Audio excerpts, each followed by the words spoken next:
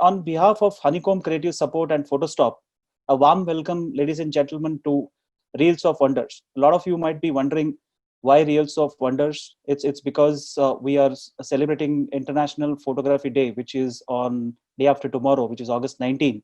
And what we thought was we should celebrate the entire week with celebrating all photographers. We should celebrate photography. We should celebrate creativity. So Reels of Wonders is primarily because all of us who have also used film cameras would know that Reels is something that we have been used to, and now it's all digital.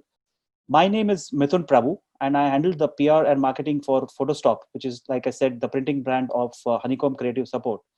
I'm an IT professional myself, but a extremely passionate travel photographer by heart.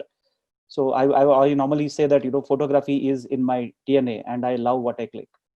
We are, like I mentioned, we are celebrating International Photography Week 2020 this whole week with 7 different genres of photography, 7 eminent photographers who will be speaking, and 7 full days of all photography related stuff till August 22nd. So it started yesterday, which is August 16th, with the wildlife photography. I'm sure some of you who did participate from yesterday would have seen how beautiful the session was. So we go on all the way till Saturday, which is August 22nd.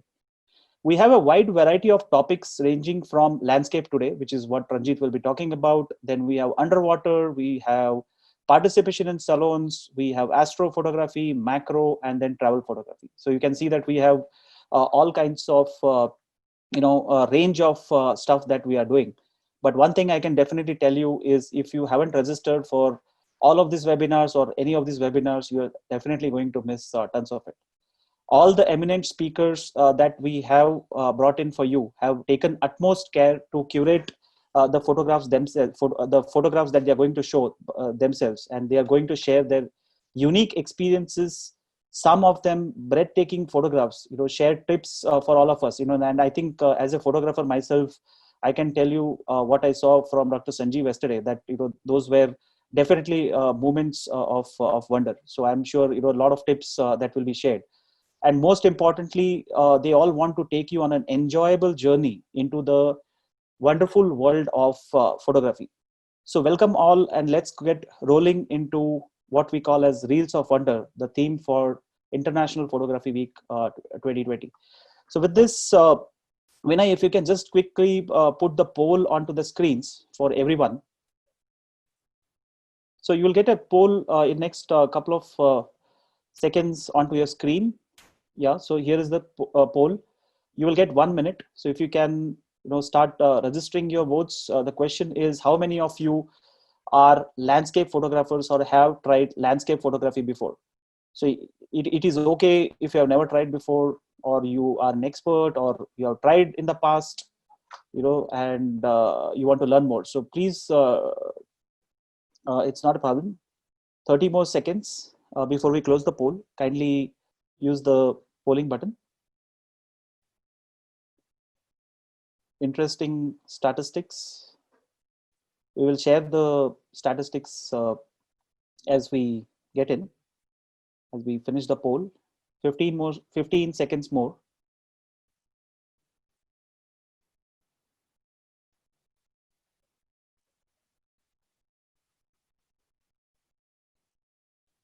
Okay, and here we go. Just close the poll, and just sharing the poll results with you. So it's interesting to see roughly uniform distribution across, which is 28% somewhat have tried, amateurs 34%, never tried before 15, and want to learn more, which is 23%, and there is 1% of the people who are experts. So that itself shows the skewed skill levels that we have. And the reason why we wanted to do this is for the speaker also to know what kind of audiences we have into this. So thank you very much for the poll. So like I said, without any further ado, let me welcome Ranjit Jadhav, who is a landscape photographer himself. He's a close friend of mine as well, and we have in the past traveled together on multiple occasions. Mr. Ranjit Jadhav, wants to talk about his love for landscape photography. Even though he belongs to IT profession, so he's basically an IT professional like I am, but he's an avid traveler who started his self-learning experiments. I think that's a very key point here, that self-learning experiments in landscape photography. He started way back in 2016. In the past 15 years, he has traveled extensively across the US West Coast national parks as part of his business, on his personal side as well. His love for adventure has got him obsessed with photographing the beautiful ranges of Himalayas in the past 2 years. For those who don't know Ranjit, he's an avid trekker himself, and I'm sure he's going to take you through that journey. But I just wanted to mention, how important that is for him as well. In 2019, he published the compilation of his works in Smart Photography and also conducted few memorable exhibitions. So now I think, without wasting any more time, I want to pass it on to Ranjit. Welcome, Ranjit.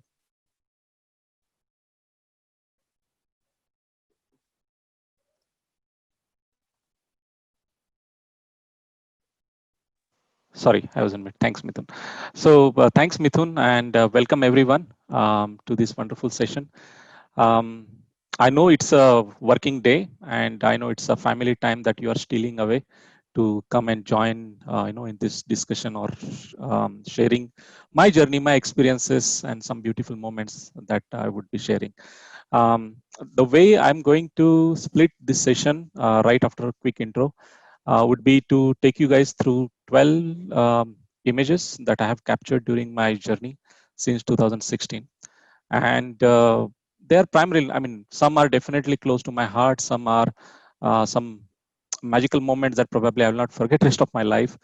Some are more from the experience perspective. So I wanted to share the experiences and um, then of course take an example of what those images to convey those experiences are, right?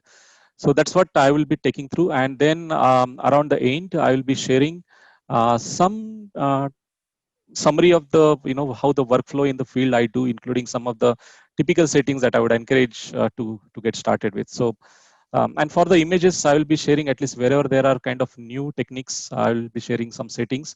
I'll quickly run through some of the settings, why did that, etc. But primarily focused on the experience itself and the learnings that I would have. Mithun, let me know once you see the shared screen. Yeah. Yeah. Not yet. Sure. Yes, we can. Okay, cool. So I primarily do landscape photography. Of course, on family trips, I do shoot some once in a while the heritage photography. But 90-95% of my work is actually landscape photography. And if you want to get connected, I share most of the times on Facebook and Instagram. So if you guys want to connect to my journey, my learnings, you can actually at Ranjit Jadhav Photography. One thing I can tell you that the way I started this journey was not from the photography perspective. As Mithun mentioned, I was a avid traveler, and I used to travel across the different landscapes. I mean, Indian as well as I was blessed to be in US for a couple of years, and I of course do travel on the business trips as well. So I get that opportunity to explore some of the landscapes. But my travel has been primarily on the US West Coast as well as within India, and it is I mean same way my family trips are typically focused with a landscape theme. So that is one fortunate thing that most of us share the passion for nature and passion for landscape. So not only the dedicated photography tours that I do, but even some of my personal trips are also that way focused on the nature as a theme. And it really started, so I was not a photographer per se. I'm still learning a lot. My journey really started because for many years that I was doing landscape explorations, at some point of time I felt that the photography, the photographs that I take as part of the documenting the moments were not doing justice for the beautiful landscape that I was witnessing. And that was around sometime 2016 where I decided to invest some time and spend good amount of time on YouTube learning the basics, experimenting, failing many times in my travels. But it has evolved. I mean, the patience and the efforts have paid. And of course, most of my credit goes to I do immense amount of planning in terms of what landscapes I shoot and then in what season, what time of the year, etc., etc. So that is what I transform or rather extended my passion for landscape and nature to ability to capture them as much as possible. So I do trekking, as Mithun said, and once in a year. Of course, 2020 is a bad example, but once in a year, we have a great group of friends who decide to trek in Himalayas to explore the beauty. And it is a great break from your regular routine. And it is literally that ability to explore some unknown places, connect to nature, and of course, most of us do love getting out there into the mountains. So that's what me. This photo is actually from my 2003 2004, one of the backpack trips I did at that point of time, and it was shot on the film cameras. And it was from the top of the mountain. I mean, this abandoned cabin was there. So lots of memories, and I hope when I go through them today, both from insights that I have from my journey and some practical tips, I hope it really helps you guys to start this journey and use on your way. I have to start with this. So there are really no rules for good photographs. There are only good photographs. So as you would get into the techniques, the composition rules, the guidelines, etc., there are plenty, and of course they are all useful to actually transform or capture your vision or your what you are seeing there, right, into the good photograph. But what really matters ultimately is whatever techniques, whatever composition you are using, whether it has or whether it's conveying the right message to the audience, to the viewers, and even if you have followed all the rules and all the techniques, if it doesn't connect, then it probably has not been effective. Now, of course, not every photograph, not every composition, not every artwork is going to connect to everyone. But ultimately, the vision that one should have in mind is how you can use all those guidelines to transform what you are seeing, what you are envisioning, to what finally you capture to, right? This is, and again, lots of great quotes by Ansel Adams that when I started photography journey, I did not understand the depth behind each of these statements or quotes. But as you get into the journey, you really um, value what each of these actually mean from the landscape photographer perspective. So we will start on this 12 photographs journey. This one is from the Monument Valley. It was in USA, and I was on the family trip.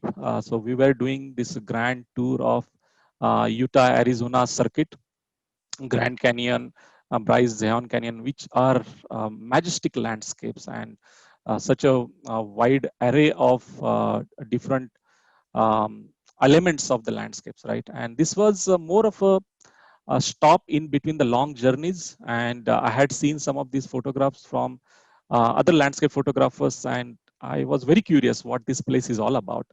It is in the Native Americans' land. It is actually controlled or owned by Native Americans, and you have to get an entry there, available for all the visitors who want to go there.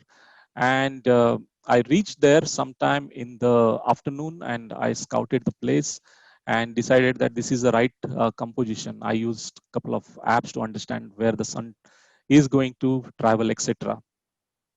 And I knew that I did not want to shoot into the sunset because that was not a great appealing composition, but this was. And but what I was not at all prepared was a kind of a glow, a setting sun will be providing on what you see. This is a bouteilles, right? And when I saw this, actually for 30, 40 seconds, I was a bit, let's say, hypnotized by the beauty that it was there, and I had to literally, get out of that and then capture some nice magical moments here.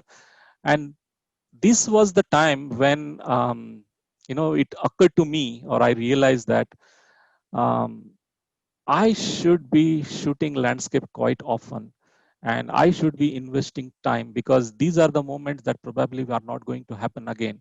And if I miss those moments because I don't have enough skills to represent or to capture what I'm seeing, then that would have been a failed experience as well. I mean, I would of course remember for rest of my life, but then if I want to share with my friends, then I need to be um, investing time. And this was the inspirational moment, or what I call as a defining moment, where I decided I'm going to invest good amount of time in learning those photographies and capture those moments. So you can think this is a more of a beginner luck, but it was also very inspirational for me to witness, that magical moment, magical light out there. So that's what all about. By the way, if you have seen some of these John Fords, I think very early American movies, you would have seen these landscapes, and it's beautiful. I mean, what you are seeing here is just part of it. Or Forrest Gump, I think, has showcased this landscape as well. So lots of movies are shot here, but no matter what you see on the photographs or on the videos, they will never be able to convey or capture what actually you see and witness there. So amazing, amazing, beautiful landscapes out there, right? So some of the practical tips, of course, is one thing: you reach early, because if you reach around the optimal time, which is typically the golden hours, blue hours, uh, good for this, shooting the landscapes, you will not be able to find the right composition. So reach early and then scout around what you think is a composition. So I had set up this tripod for about 45 minutes, 1 hour before actually the sunset was happening. So that was very, very. I mean, I would have missed this opportunity if I had just rushed at this place and said that what I'm going to capture now. So, and I have made that mistake a couple of other times when it was on a family trip. If I have to reach a location, I'm late, and then finally I have to just compromise on some composition, right? Another thing is that when I started this journey, of course, I did not want to invest huge amount in the photography gear. So what I had was a quite old. This is 2016, and I think 500D had come some 6-7 years back, right? So I really started with what I would say as a beginner's gear, and this was shot using 1855 kit lens, right? So not really expensive gear.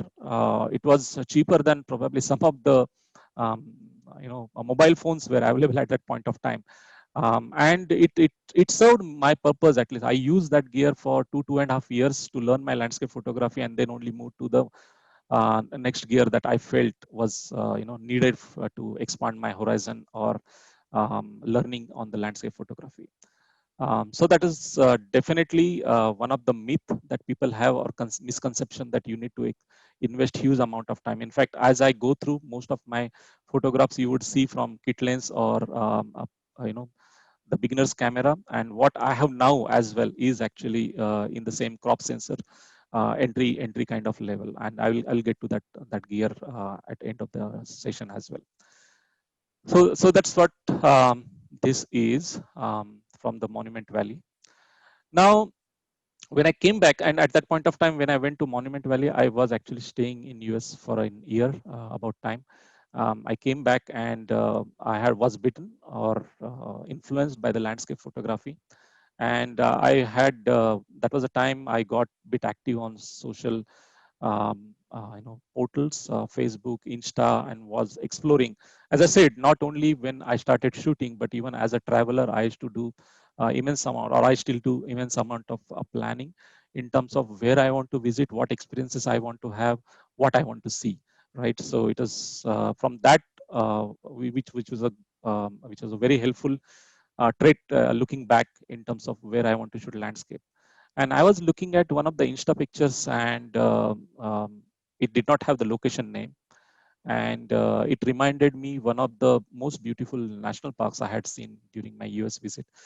Glacier National Park, like huge mountains, alpine lakes, beautiful. And I I was just very curious what that location looks like, and maybe more or less I wanted to confirm it whether it's from Switzerland or whether it's from Glacier National Park or Canadian landscapes, right?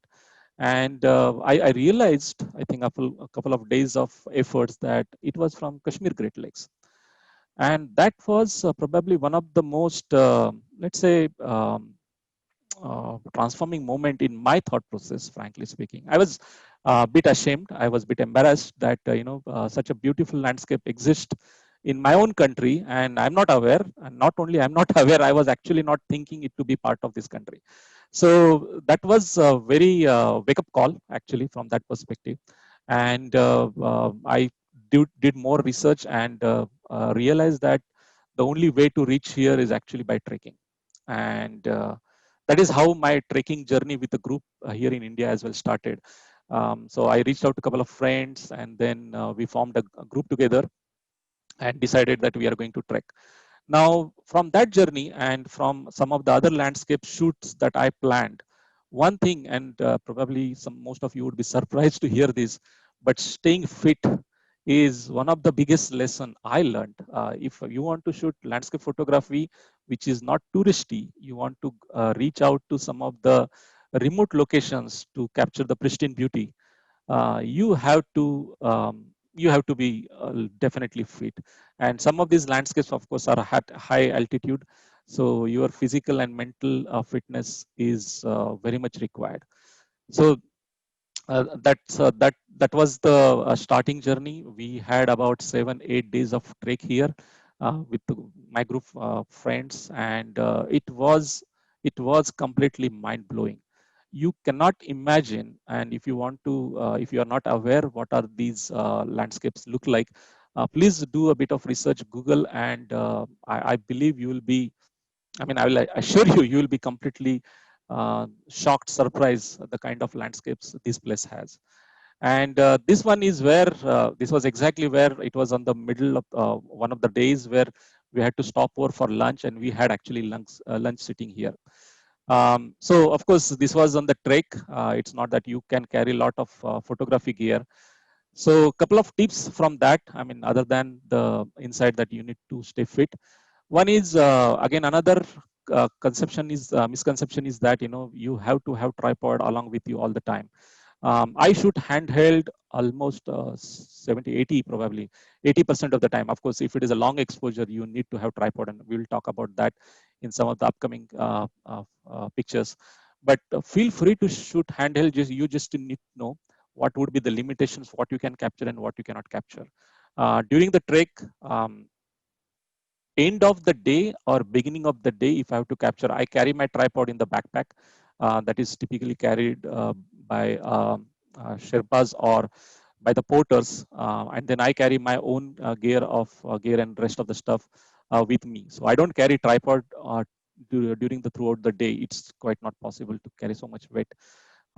So end of the day or beginning of the day before the trek starts, I can use a tripod and actually capture some moments. But then during the trek, I have to shoot handheld. So that's very much possible, and I do, even without a trek, I do a lot of handheld shoots because of the kind of the height, the angle, everything.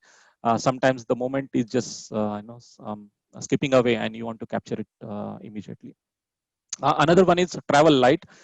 This has been one of my basis how I select my gear. And while I started crop sensor because of the value proposition that it is cheaper, and it allows me to start without a huge investment, and then see 2 years down the line my passion for photography is still there, then I can actually upgrade than doing the upfront investment, lakhs of money, and then realizing that, oh, it was just a hit of moment, and then it's not sustainable stuff, right? So travel light, when you are trekking or going to some of the remote locations, every kg that in your backpack counts, all right? And you would rather want to keep food, you want to keep your gear or jackets, gloves, warm clothes available with you than actually having the heavy gear. And the water that you have to carry, I mean, literally one of the trek I did recently on the ABC. Uh, every gram, actually every 100 gram definitely counts, and I could not carry extra bottle, water bottle. I mean, typically we carry 2 liters of water, and I couldn't carry that extra liter of water because my gear was too heavy and I couldn't really carry. And it was very painful at a high altitude. If you don't have enough water, then of course your body suffers as well. So that is how I moved from, even in fact, typical DSLR to mirrorless, and I now use Fuji X-T20, which is pretty lightweight, as well as, I mean, I literally calculated what lenses I need.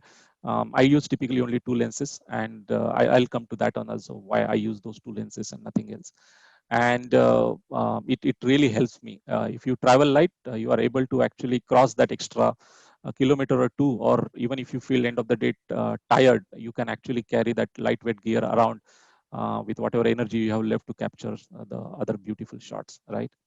Um, talking about 2 lenses, right? So the way I visualize landscapes are typically in 2 ways. One is, of course, I use wide angle or ultra wide angle.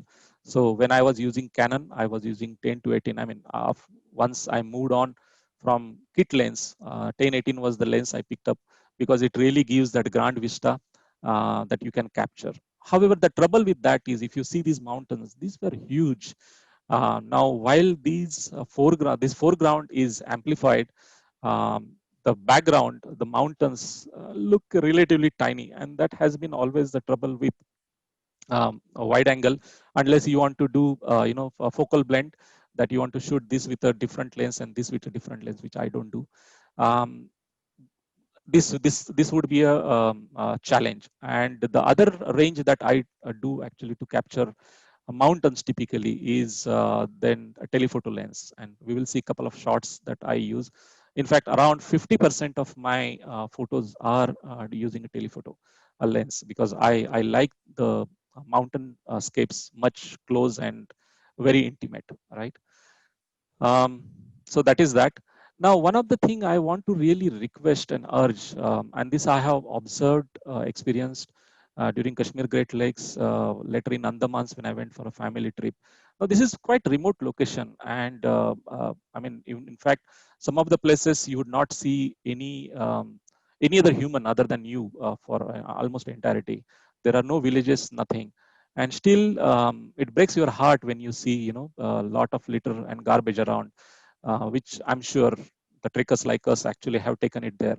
And it really beats me in what mindset someone would actually throw garbage to a landscapes like such a beautiful landscapes like this. uh, I mean, all of us carry food item, so definitely we are capable carrying that load when we are getting to the landscapes. Frankly speaking, once you have eaten all these packets and everything that actually is a waste that is produced during your stay, you should be able to just pack it and bring it back, right? It's not that you are creating some additional new load that you are incapable of getting back. So my request is that all the people who are in the love or passionate about the landscape and landscape photography, the reason we are passionate because the beauty it offers, frankly speaking, it is the least that we could do to maintain it. And I really sincerely request, next time, please be mindful. Need not be landscapes, any other places. Please don't litter. Please don't throw garbage. Just take a little bit extra effort. It's not a big effort, just to carry it back and dispose it properly. Right. Okay. This one is from Andamans, and I was on the family trip. And one of the things that this one taught me a lesson was really being a persistent. So I went to this place during, in fact, I did actually 11 days trip. And during first few days, I've been to this place because it was in my list. And it was quite a disappointing sunset when I went there. In fact, probably one of the worst ones that I have probably seen. But I realized there is a potential on this one, and we hopped onto different islands during the trip, and we came back to this place again as a stopover. And that evening, I had a chance to look or go and explore something else that was not seen, or come back to this place, which was again, I think, some around 1.5 hours car travel. And since I had a hope, that this place had a really potential. I wanted to give another try, and actually I came back here. And frankly speaking, again, I was lucky. I could have been disappointed on second time as well, and that has happened for me at a couple of places then where I have went like 4 or 5 times, and maybe sixth time I got lucky, right? So it is really luck. But what matters is that if you believe there is a potential in certain location, and if you can actually afford to go back, please be persistent. You probably will find the magic what you see. um, this one, when I have shared, I think at different social media, of course, this was actually put into the exhibition, was published as well. And a couple of people actually asked me whether I have Photoshopped. I mean, by Photoshop, I mean whether I have added the colors that did not exist. And my only answer is that, frankly, nature is a lot more beautiful. So if you have not seen colors like this, maybe you have to actually venture into and explore that yourself, right? I have seen, by the way, just for record, I have seen crazier sunsets or sunrises than this one. Unfortunately, I did not have camera, or at that point of time, I was not doing really dedicated photography. So be patient, be persistent. If there are disappointments for initial attempts, do not get discouraged. I think you have to just let nature plays its own magic, and you have to be there at right time, right place. But if you attempt enough, I think you will have more opportunities. Now, a couple of tips, practical, what I learned from this, and this is a long exposure. This was for 30 seconds, using 1018 wide lens actually on Canon 80D, which is a crop sensor. So one thing is, while I am always mindful about my investment in the camera and lenses, one thing that I would highly recommend not to compromise is using a sturdy tripod. Sturdy tripod is literally a must if you are going to shoot long exposure or going to shoot at a couple of risky places. In fact, I have had at least two moments in my photography life. One, I was actually standing on the cliff, and it was a deep valley down, and I was shooting one of the waterfall, complete wide angle waterfall, and the wind actually blew the. I had a very cheap entry level kind of tripod, and it literally blew off the tripod, and I had very near, almost missed that accident. There was other time when my tripod actually, because of the wind that came all of a sudden, actually tipped the tripod, and then of course my camera, lens, everything just crashed down. So not only from the photographic quality perspective, that you need to have sturdy tripod, because landscape, mother nature at times is pretty wild, and you should be prepared for that, for your own life as well as for the getting the greater outcome. So that is one thing I would highly recommend. Once you understand that you are going to be in this journey, invest in some really good tripod. I use aluminum base because that gives much heavier than some of the carbon fiber tripods. There are sturdy fiber tripods, but they are too expensive. So I found a middle path. I use aluminum body tripod. Another thing is golden hour magic. This is probably one of the most frequent thing that I hear from my friends or people who are actually starting this journey. I myself had some of these experiences when I started. In fact, natural exploration much before the landscape photography. Many people said, I went to the same place and I took the same photo, but then somehow my photo looks dull, your looks better. Is it Photoshop? Have you increased saturation? What kind of colors you have added, etc., etc. And I think the biggest difference is that, of course, the time of the year matters, the time of the day matters, and there is absolutely a magic in golden hours in the morning, sunrise and sunsets, and there is a difference between what you can see on the same location during sunset and sunrise on the same day, right? So you have to time your places to shoot using what is the best time of the day. Now, most of the times I shoot golden hour. Now, there are times when I shoot very cloudy days. In fact, nowadays, good amount of times actually I shoot cloudy days, and we will talk about that. I have few frames on that. And of course, there are times when you shoot daytime as well. But if you want to see really vibrant colors and the play of shadows and the light, I think this is the right time. Another thing is the white balance. So when I shoot typically auto white balance because I always post-process nowadays, post-process my photos in Lightroom, and I can actually pick up the white balance that is suitable. So for example, this was a cloudy, so I selected cloudy at that point of time. So I don't spend time selecting the right balance, white balance when the conditions are changing. I change it later. And sometimes just changing from day white balance to the cloudy white balance itself actually brings that warmth and brings the vibrance that is actually you have seen it there, right? So this was really memorable sunset, and a lot of learning I had actually from that. What do I want to make? Yeah, so this is another thing. So ND filter, I have two ND filters. I'll be talking about some filters I think as we go through as well. So I used a 10-stop filter to achieve longest exposure that was feasible, 30 seconds. And then I use otherwise 3-stop ND filter also typically when I'm shooting waterfalls to have a lesser amount of exposure that I need at that point of time. Okay. This is from Trillium Lake in Oregon, USA, and I was fortunate enough to stay very nearby to this beautiful landscape.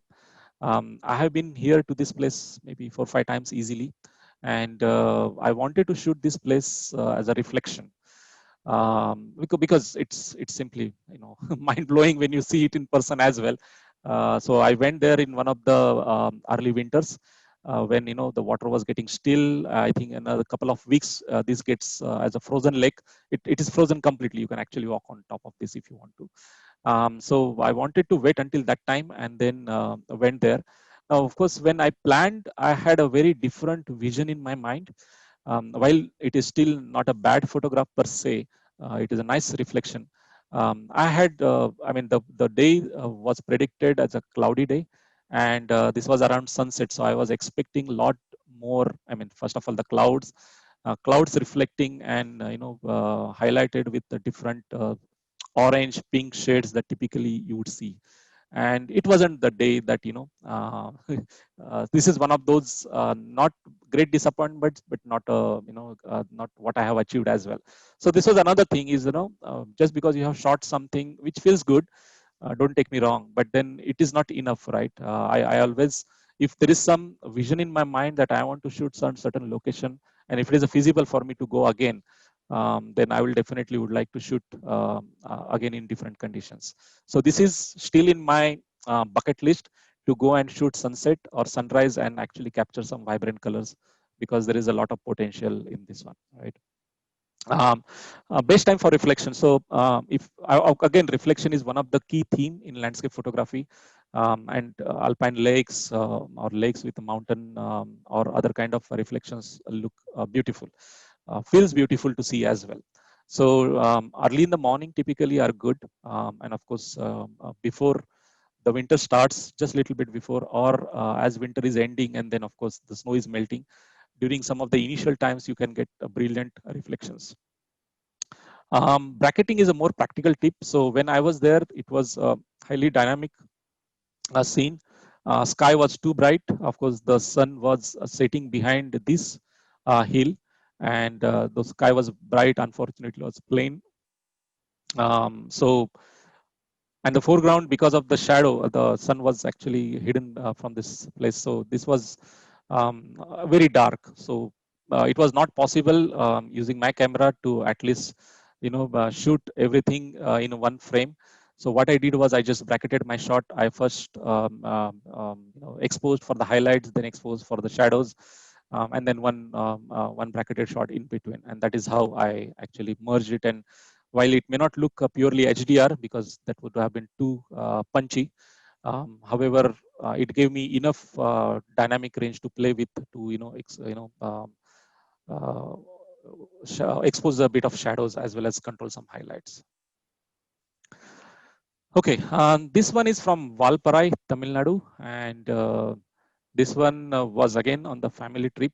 It is I live in Bangalore, so this is one of the long weekend trips that I did, and I was staying at a coffee estate, tea estate, and early in the morning, I got up. I wanted to see sunrise, and it was completely foggy, And this was something, you anticipate. Of course, if the more you spend your time with nature, you understand what nature is up to. So, and you can anticipate some of these moments.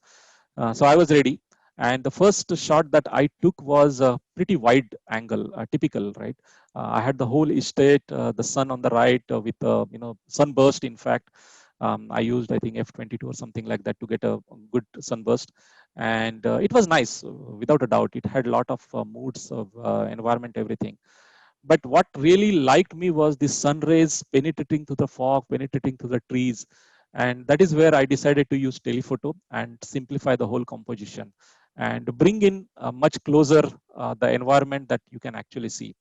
So this was a very what say artistic choice, and people would differ what focal length one would use, wide versus telephoto, and this was the thing that I wanted to shoot. Um, so this was a shot on Canon 80D. This was shot on the kit lens, again 55-250, and I shot handheld, which was 1/800 of the second. I generally shoot on base ISO, which is whatever the native ISO, right? ISO 100 for most of the Canon, and then what Fuji I think I have is 200 is the starting ones, right? So this one was shot from that to compress the scene. Now, a couple of practical tips. One is, of course, get up early. If you want to see the magic, you have to put your hard work and get up early. I'm not an early morning person, so it was quite a sacrifice for me. Sunset, I definitely enjoyed, but then getting up early to see a sunrise is very tricky. But once you get addicted or hooked to that kind of stuff, of course, you know what you are going to get into. And post processing, one of the practical tip. This was a bit a different post processing that I had done at that point of time was. It does not mean just shoot up clarity, shoot up the contrast, shoot up the saturation, which I typically don't do. But at least it is not from that perspective. So sometimes it is actually okay to keep the lack of clarity or keep the low contrast and still get a feel or mood in terms of how you want to show your capture. Okay, this one. Now this one has a very history, long story. So this is from Yellowstone National Park, and it is in USA. It is I think oldest national park, one of the biggest one. It is actually across 3 states in USA, and it is what I would call as a photographer's, or in fact nature lovers paradise. It has everything. I mean, like we say in Hindi movies, it has drama, it has comedy, suspense, etc. Right? This one literally has. Of course, this is sitting on the volcanic hotbed, so lots of hot springs, geysers that you would see.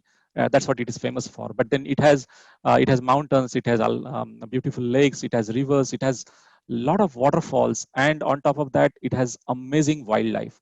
I mean, of course, Indian wildlife is quite diverse, but then for the US wildlife that it has, this is probably the best spread you can see as a wildlife in a right season.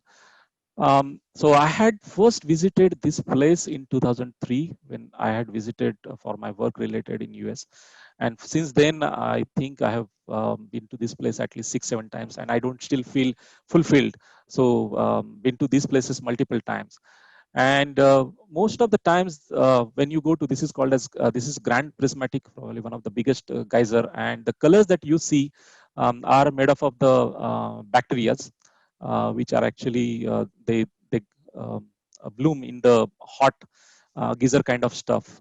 So this is all by the bacterial colors actually, and different bacteria form different colors and texture.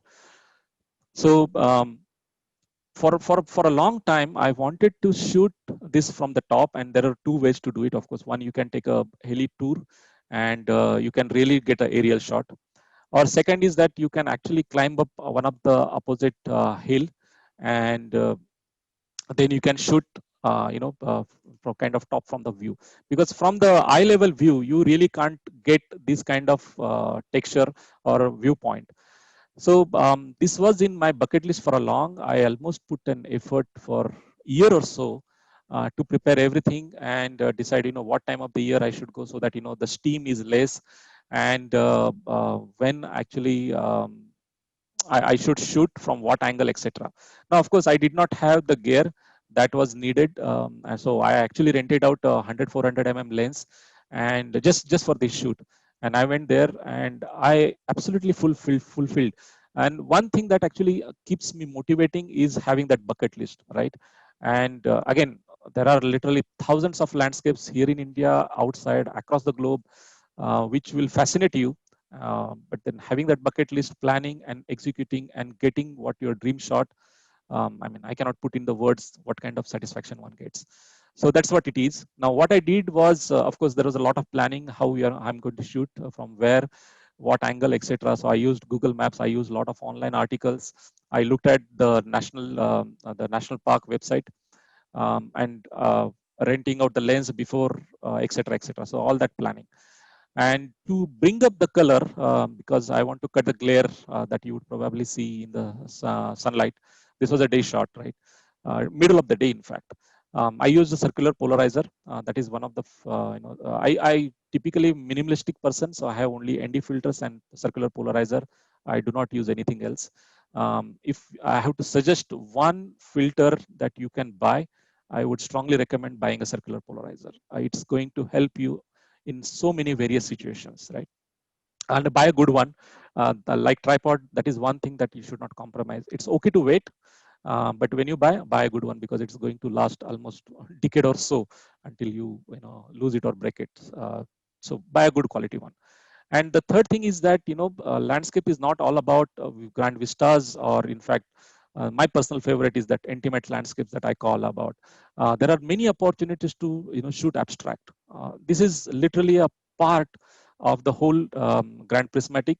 And while I have the complete shot, and it's fascinating as well, but this is one actually close to my heart. Again, this was published, and it was exhibited, I think, multiple times. Uh, okay. This is from Meghalaya, and this was in my bucket list for a very long time. Visiting the place where it is, famous for seeing the clouds right at your footsteps, and I mean, amazing waterfalls. I mean, having seen waterfalls in US and India across different places, one thing I can tell is that Meghalaya waterfalls are unparalleled too. I mean, I think I will probably go there 5-6 times, at least more, just to get that fulfillment in terms of that. Yeah, I have seen enough of these. So this is one dream location. It is a pretty. Uh, Most of the time, I think people ask question that how do you really travel so many places, and can you really travel so much? And I can tell you that this is a really a very affordable place to actually visit, to stay, and as well as roam around. I did not really spend more than 25K for the whole, including my flight tickets. In fact, much lesser than that. So it's quite feasible, and the kind of places you get. Now, unfortunately, when we went there, and it was actually a photo tour by the person I actually respect a lot as a landscape photographer, Dibyendu Das, and he had pulled together a couple of different photographers who were passionate about it.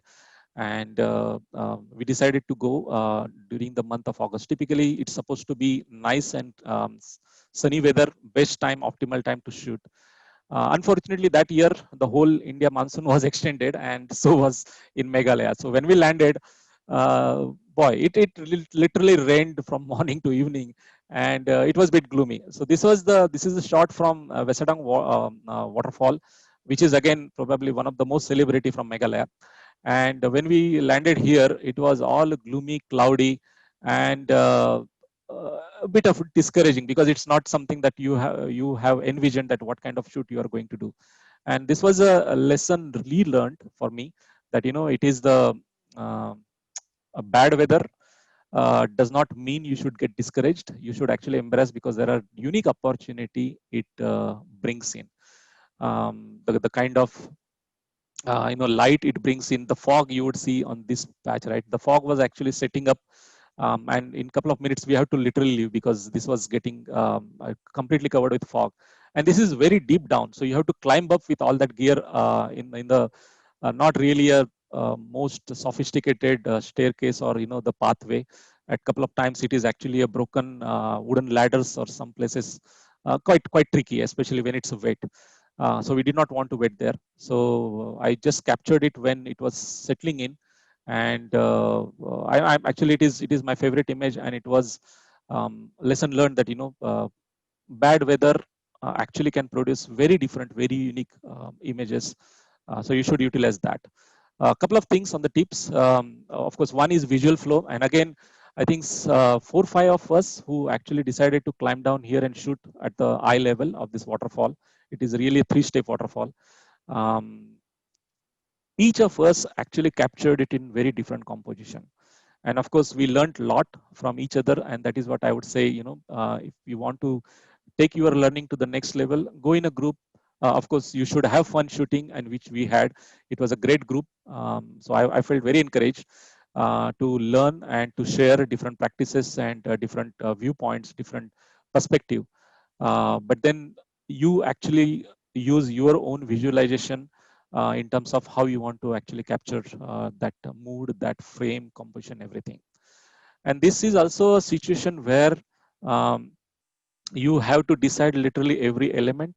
So for example, I wanted to, of course, typically I shoot f11 to f16. I don't hesitate to shoot f8 if time, the situation demands, but f11 to 16 is typically what I need. And this had a lot of depth, so which I wanted to capture. Of course, probably because the fog was settling here and this part is anyway going to be not crisp clear, I could have actually shot this by f5.6 as well.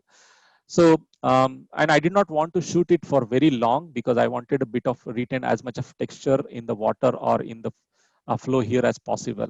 So I had to use actually manual mode with the aperture, shutter speed, and the ISO setting that I wanted to retain.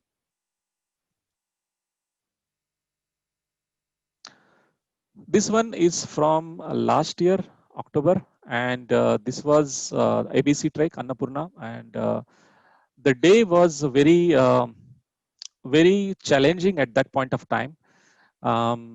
We had crossed one of the avalanche prone area. We were bitten by hailstorm and we were wet. I mean, the water was in the shoes, the clothes were wet, it was shivering cold. Not a happy situation even for a nature lover for that matter. But then when we reached there, of course, being at the foothills of the one of the greatest mountain, Annapurna, was brilliant. This was actually shot from Machapuchare, which is another beautiful mountain in that range.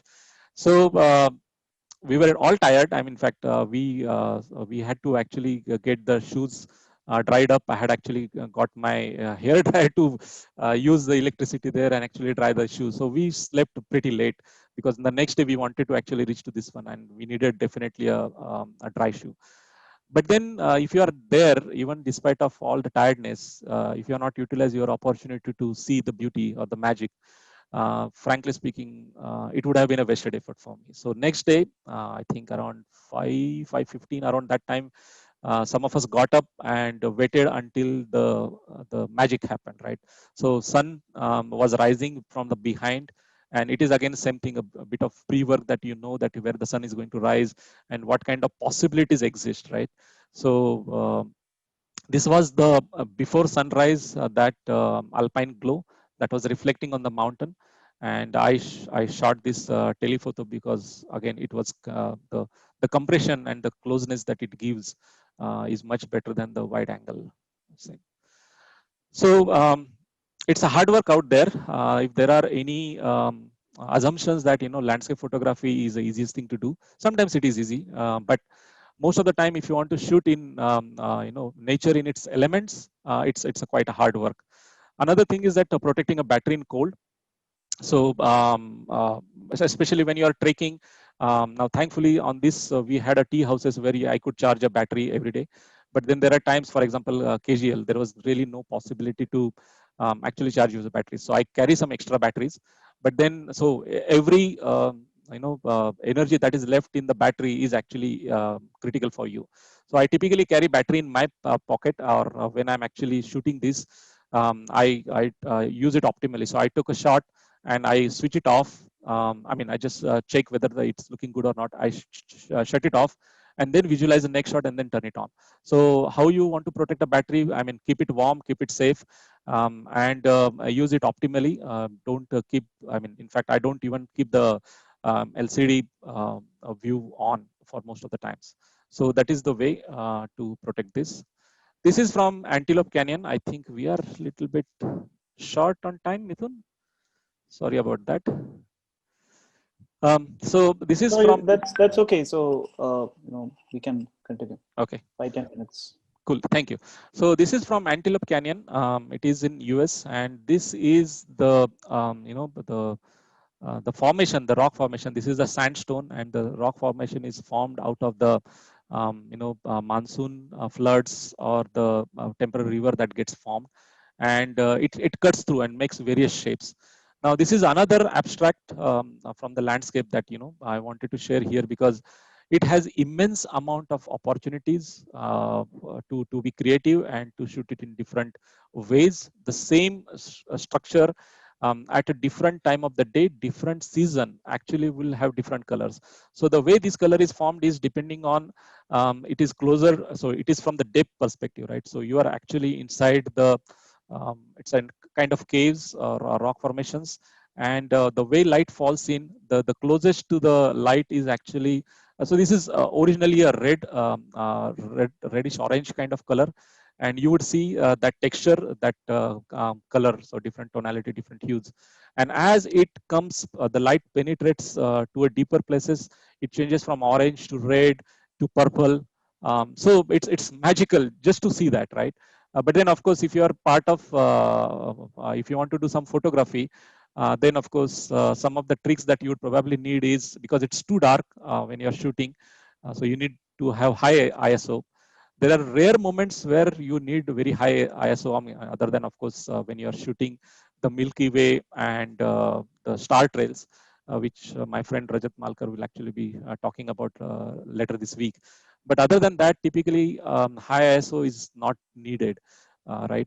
So this is, but this is a situation when you are getting into the caves, where you are getting into, I mean, there was a time in ice caves also where probably I would have needed to actually use the highest ISO, right?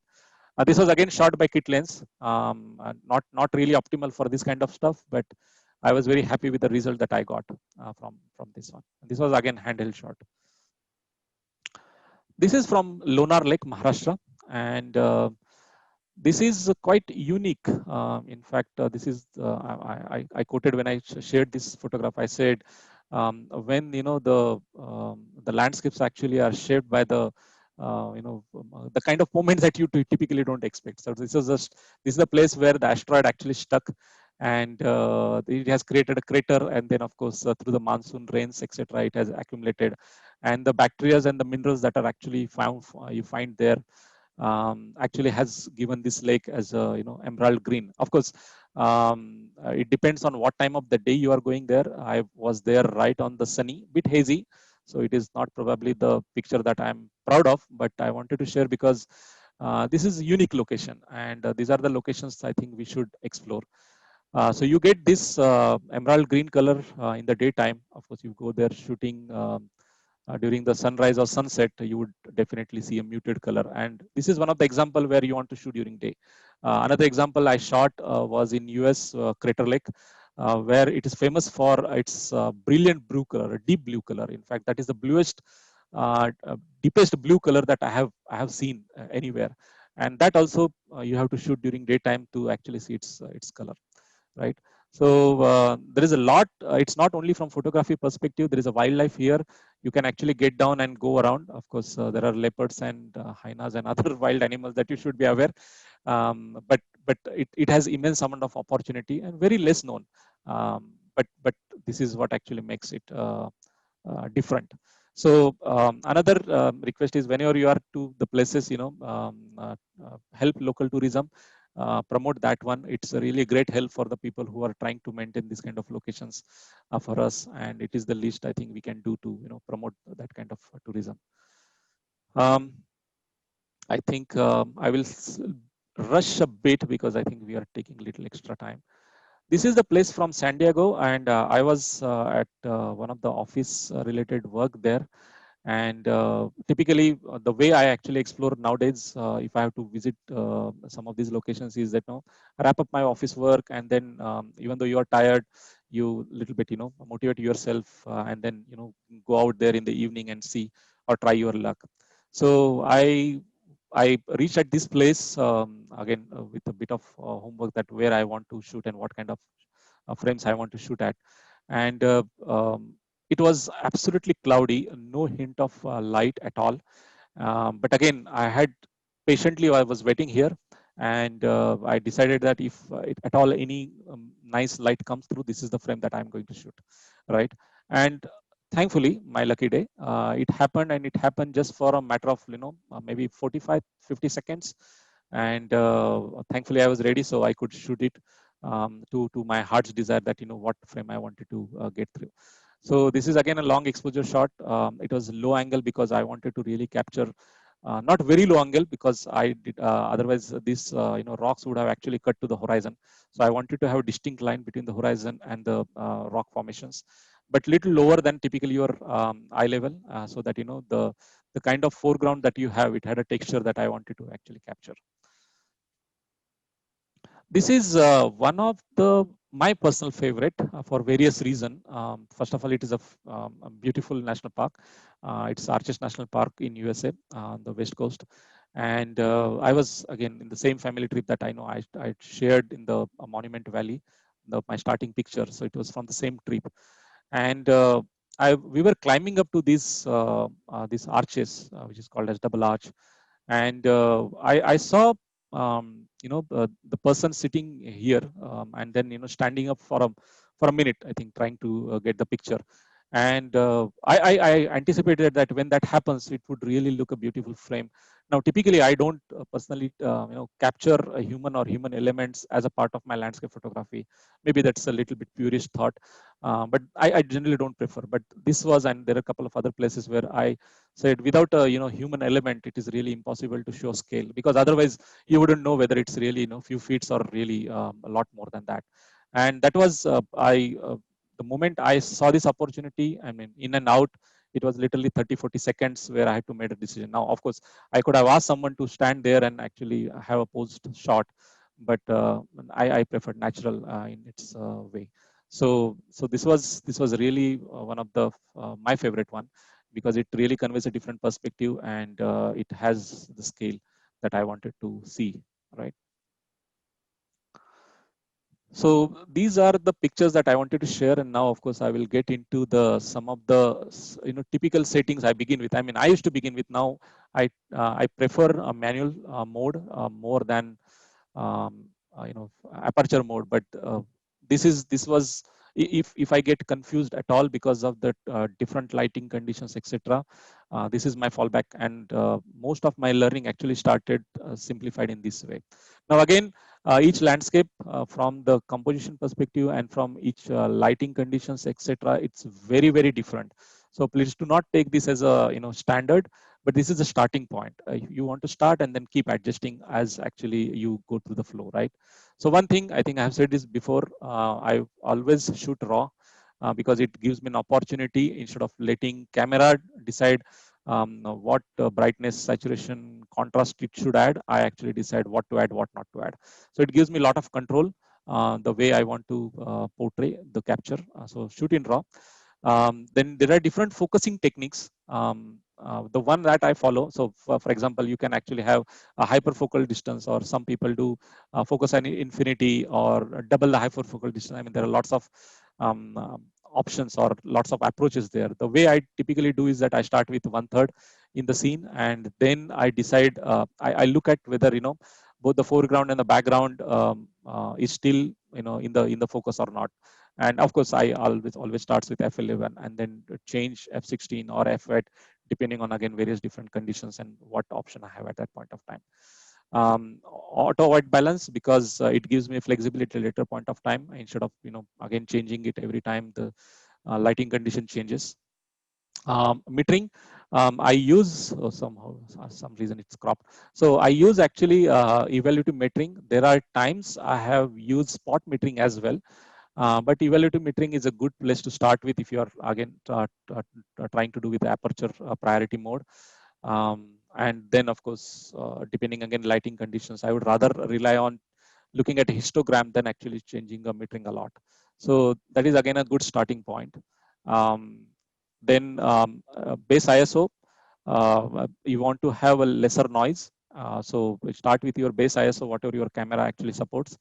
And then of course get into again when you check your histogram, right? Now most of the cameras do have live histogram to be shown as you are composing the shot, right? So look at your histogram, make sure you are not losing any shadows, or you are not overexposing, losing the highlights. So based on that, you should actually adjust rest of the settings. Now this is my thought process. A couple of my friends actually have a different technique, of course. Some do feel comfortable more to a shutter speed than aperture, but then I know that depth of field that I typically need in landscape is f11 to 16. So it is a good starting point for me as aperture priority. Now if I know it is going to be manual, then I always start with f11 16. I know shutter speed, whether it's going to be long exposure, short exposure. So decide a shutter speed and then decide uh, what ISO it can complement. Now, if I need more shutter speed, but then it is really a bright situation, then that's when I use actually filters, right? So this is what I hope will be helpful for people who want to start on something, moving from auto to try to control the overall exposure. That is, I think, what thought process I use. Now, gear, what I use, this is a typical asked question.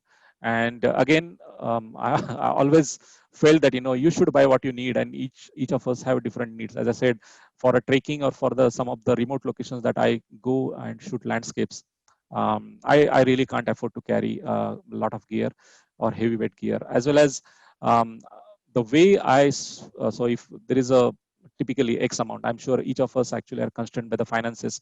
So if there is X amount that you want to spend on your personal pleasure or exploring the nature as well as photography, then I'd split that money into the kind amount that I can buy a gear with, and rest of the money I actually use in the travel. I would rather have a medium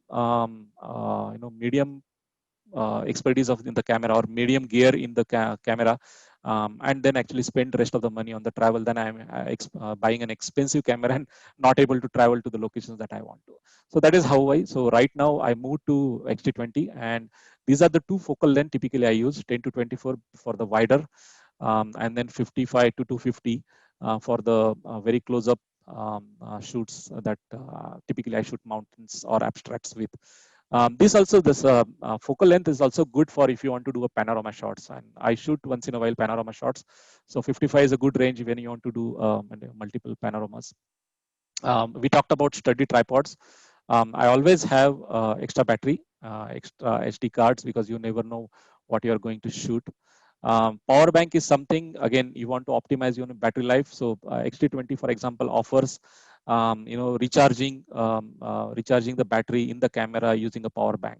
So that was another feature which actually, that's what I keep saying, that what are your needs, and that is what depends on what you are going to end up buying. Now, I don't want to sound a marketing person here for Fuji. I have enjoyed using Canon, and some of my friends actually use Nikon, and Nikon is amazing camera for landscape as well. So if you do not have those needs and you can afford more or even better, even Sony is wonderful, then of course go for it. But otherwise, if you're looking for a little balance, then find out what really is are your needs, and what are the gear you can actually want to end up buying on.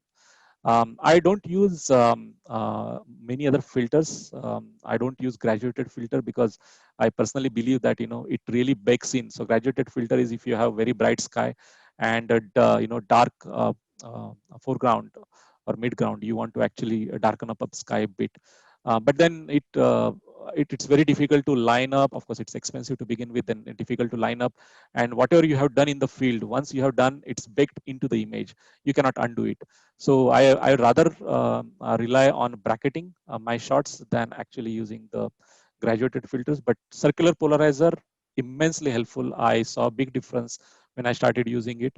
And ND filters, of course, if you love long exposure photography, it is very useful. Um, Then of course I don't use typical camera bag. They're expensive, and for various reasons I cannot carry them for most of the stuff. So I actually use a trek bag, and then I bought a camera insert which actually I pack up inside that one. And then of course rest of stuff is more from your protection and more from your infield your needs, right? I have literally used dustbin bags for various trips. I just because sometimes this protective gear is a bit of hassle. Dustbin bag is much easier.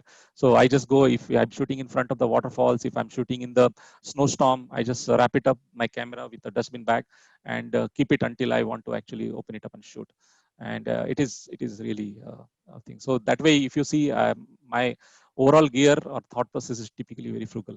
So I invest in things that I need and keep minimalistic. These are the things I use from Google Earth from scouting perspective, weather apps, to understand the weather, how it is going to be, cloudy versus sunny, etc.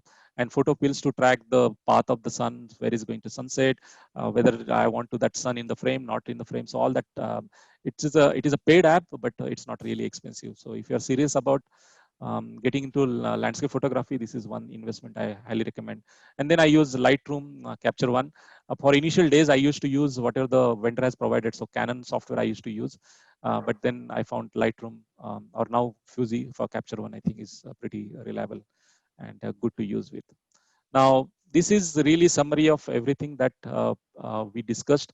I mean, from my perspective, right? If your capture is really from your art and technique perspective, if your composition or visualization of frame is not good, you probably would get, and of course your techniques are good, you'll probably get the sharpest image, nicely focused, well depth, rightly exposed, etc. But then it's not interesting. If you get your composition right, but technique not right, then of course you would have a fuzzy picture, which again probably not exciting. And of course, if you have both not adequate, then it would look like some of my initial landscape exploration photos that used to be fuzzy as well as badly composed. So this is typically, you go there, take some shots. So one of the things that I do whenever I do initial scouting, right, I don't take up my camera, I don't remove my tripod, don't set it up, because once you set it up, it makes me lazy. I probably don't want to venture. So I just keep the bag aside and then take mobile out and use go around, take mobile shots, and then whatever the frame looks good, then they're actually set up. So take some mobile test shots and see how it looks like, visualize it, what to include, what to exclude from composition perspective, see the direction, whether you want to shoot in the sun, opposite sun, whether it's a sunset color that you want to see or the sunset color that is reflecting on the mountain. So all the stuff. And then of course there are numerous compositional guidelines that will be probably beyond the scope of this discussion. And then decide whether it's going to be wide or mid-range or the telephoto. And once you decide, then what we discussed so far, right? Decide your depth, decide where to focus, whether you want to go to underexposed, rightly exposed, overexposed, depending on what your vision is, and to achieve that, what filters you need, etc., etc. Histogram is something I heavily rely on, and that is what the exposure is. And of course, once you are done, then you look into the final composition, look at histogram, confirm image is sharp. If it is not, then reattempt, right? I want to depart on this quote, and this one was definitely one of the biggest lesson. Thankfully, I knew as a landscape explorer, but as you focus more on the landscape photography, where your outcome is desired, right? When you are going on photography tour or photography location, you want to see some captures back when you come back home. And of course, while what I have shared here are some good memories, good experiences, there are literally hundreds of experiences that probably have not been optimal, and that's part of journey. So Ansel Adams has rightly said, it is really the it's a supreme test of the photographer, and then of course many times a disappointment. But when you look at look at the beauty and the magic, the vastness, majestic landscapes, then frankly speaking, I believe all those disappointments are easy to tackle and get over, and then still attempt next time. So it's a journey.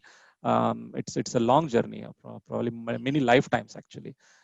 So don't get discouraged. I think you should find your motivation, your inspirations, and then keep attempting on the things.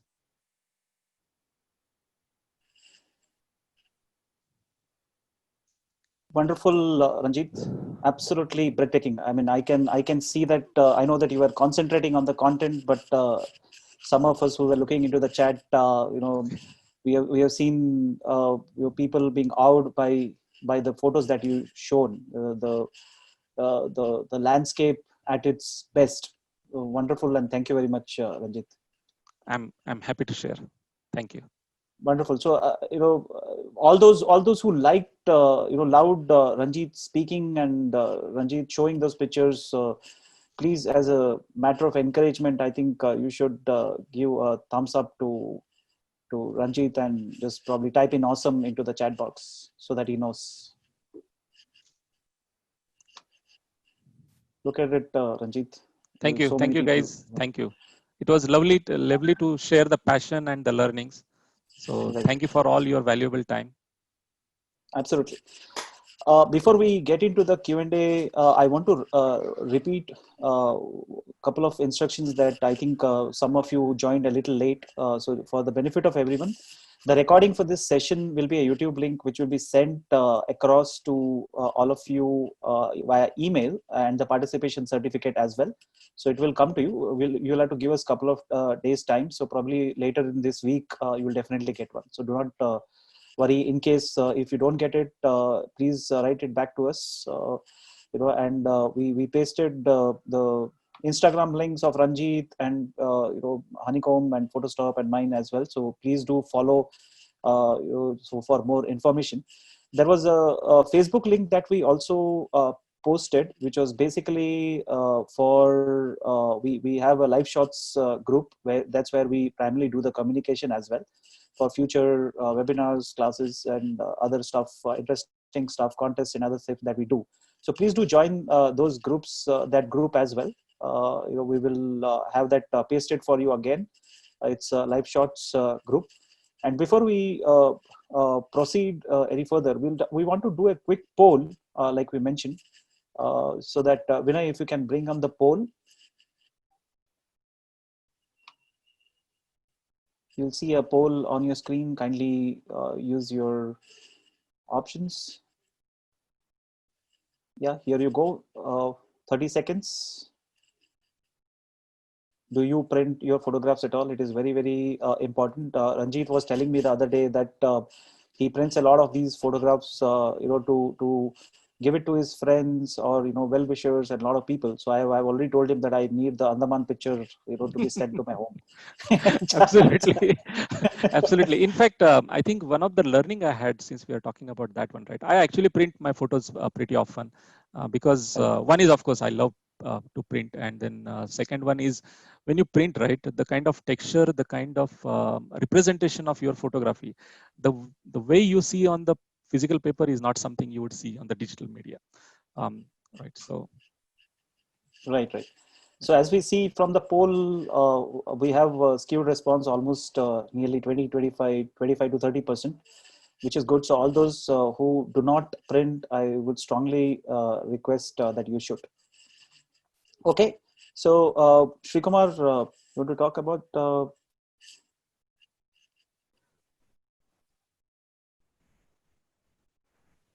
Yes. So, Ranjit, it was a wonderful session. And on behalf of Honeycomb Creative Support, I extend my hearty gratitude to the wonderful audiences who have taken their time off from their busy schedule to be with us today.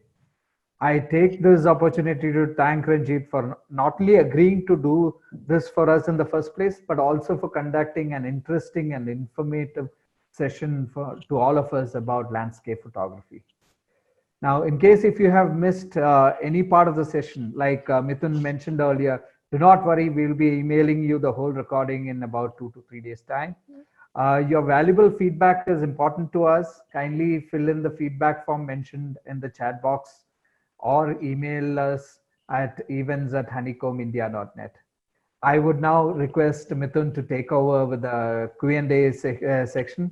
Looking forward to see you all tomorrow at 8 p.m. for the underwater photography webinar. Over to you, Mithun. Thank you, Sri Kumar. So do not worry. We're getting a lot of questions that my question is not answered. Don't worry. We're not going away anywhere. So we'll definitely, we want to answer as many as we can. So don't worry. Okay, so Ranjit, questions for you. And before we get into questions, request for everyone. We know that we are almost on that verge of 8:30. So like I requested sometime back, we would definitely solicit your 15 minutes more, so that you get to hear the questions being answered. And like we said, if we cannot answer everything, we'll definitely get back to you with the answers to a few of these questions that we cannot. So with your permission, Ranjit, can I go ahead with the questions, please? Sure, Mithun. Yeah. Great. So I think a lot of questions were, do you shoot in RAW? I know that you answered on the slide, but do you shoot in RAW? What is the difference between MRAW and SRAW? Oh, it is just the size of the RAW actually. So I always shoot in RAW. Of course, it doesn't mean that everyone else should shoot in RAW. So for example, you are the person who wants to share your capture with social media. You can actually capture both in RAW as well as in the JPEGs, right? So you can literally download immediately from the JPEG and then share on the social media. Of course, I'm not very socially connected person, so I take all the patience to come back and then take my own sweet time to process them whenever I get free time. But yeah, it is the size of the RAW. I typically shoot in the highest resolution or the highest size to get me as big file size or as much detail as possible. So feel free to shoot both in RAW as well as JPEG, but shooting in JPEG is something I would discourage. Now, the reason I shoot only in RAW is, of course, one thing that I explained. Second thing is, when I'm in the wilderness for 7-8 days, then of course I want to be conservative on utilizing my memory that I'm carrying there, right? Even if I have spare one. So that is where I just keep it to RAW. Yeah. And I think it's a very important message, for everybody who's listening, especially the aspiring photographers. That I think Ranjit made a very, very important point. And if you heard Dr. Sanjeev as well yesterday, both of them made a very, very critical point, which is keep it simple. So never try to get into what is called as a gear syndrome, which is I want to buy everything and keep it at home and not use it. So I think you have to definitely see what is beneficial for you and what is that you need. And I normally personally recommend, Ranjit, I'm sure you agree that rather than buying everything, you should always rent it out, try it out, and only then buy. Yeah. Kind of stuff. So I think Yeah.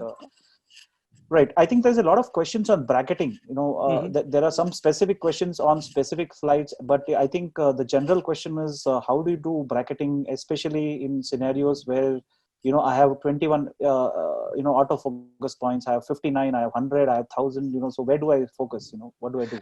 And specifically on bracketing. Right. So two aspects here, right? One is focus and another is bracketing. So focus is typically I do a single point focus, in fact, I use earlier on Canon 80D as well as Fuji. I have something else, a touch focus. So I use that a lot, right? So touch focus, so that I want to focus in 1/3 into the scene. So I do that. Now, some of the modern cameras do have focus peaking, and I strongly recommend using it. So once you have done that, actually, if you enable focus peaking, it shows what are the things in the whole landscape are actually sharp in focus versus lesser in focus. So I encourage you doing that. Now, once you have done that, right, using the metering option, and depending on the lighting situation, let's say if you start with evaluative metering, then if you're on aperture mode, which is what I typically use, or in shutter speed, you will get the metering to actually choose the other settings, right? And ISO, typically base ISO. So once I get that, then I look at the histogram. Now, if histogram is well balanced, that means I'm not losing any shadows, I'm not losing any highlights, not very underexposed, not overexposed, I'm actually good. I don't need to actually do any bracketing. But if it is too much, if it is the dynamic range is too huge, that my histogram looks very tricky, then what I typically start with again is two options here, right? One is a manual bracketing, and second one is automated bracketing. So automated bracketing is that using the +1, -1. Some of the cameras offer even finer, 1/3 stop. So depending on 1 stop, 2 stop, some actually provide 3 bracketing, 5 bracketing. So depending on what you can afford, you can go for 5 bracketing, go for it, right? So that is one way. So that is automated bracketing using the in camera. Manual bracketing that I have tried sometimes, because despite of all that, sometimes the light condition is so challenging that you will not be able to still utilize it. And I do manual bracketing. And at that point of time, what I do is that, I shoot one for the highlight, one for the shadow, and then one in between, depending on what the settings is look like. And then I merge them in the HDR later. So I do both manual bracketing as well as automated bracketing. So start with automated bracketing. You will see the difference. Right. I think one thing that I'm really sorry I missed mentioning is what we have decided along with Ranjit and Honeycomb is all of you who have joined this webinar as participants will get the recording, like I mentioned. You'll get the feedback form, you'll get the participation certificate. But the biggest surprise that we wanted to let you know that we are going to give you is there are curated links from Ranjit himself, the ones that he follows, the ones that he looks at it, he feels it's valuable. So it will be a one-page PDF document which will have amazing set of resources for a lot of people of you who said, I'm new to photography, I'm in school, I'm in college, I want to learn, how do I do? So there will be a few resources that he is going to share. This will also come as a gratitude from all of us for you spending time with us, for all those who have joined. So please watch out for that. Do not worry, all these things will come as an email towards the later part of the week. So do not worry, I did not get it, and all that will not happen. Absolutely. Just in case if we miss sending it to some of you, please do reach out to us if you are there in this webinar till the end and as a participant, or even if you had to drop out in between for any reason, do not worry. All those participants will definitely get one. So that's a promise from us. Okay, there are a lot of questions I know on I want to print, and all that. So do not worry. Please reach out to us at events@honeycombindia.net. We will definitely, the team will get in touch with you and give you all information. In the meanwhile, like we said, please do go to photostop.in, our website. There, everything is mentioned in terms of media, the rates and everything. But if you need assistance, definitely reach out to us and somebody will definitely help you. Okay, I think people have got wowed and awed by your Andaman picture, because there's so many questions saying, where in Andaman? I have gone to Andaman, I have not seen this. Please tell me where it is. Sure. I'll be happy to. It is the place is Chidia Tapu, and it is actually from Port Blair, I think about, let me see, maybe 45 kilometers. Wow. So yeah, it's a great place. It's a bit crowded, so you have to go a bit early and then set up your camera so you get a place there. Right. But it's a beautiful, and again, I think I have literally more than 2 dozens of photographs from Andamans, and it's a beautiful location. Absolutely. Yeah. I myself have not been there, Ranjit. I envy you. I'll definitely want to go one day with you. Oh yeah, absolutely. Right. So I think that answers a lot of people who, in fact, literally more than 10 to 15 questions on Andaman. Sure. I think for the benefit of everyone, you can type in the chat box the name so that they can catch it, so that everybody knows. Great. So there is a very interesting question on, drones. So people are feeling that, now that drones are absolutely catching up, it is becoming affordable. So do you think drone can also be used for landscape photography, and will it replace what we do traditionally?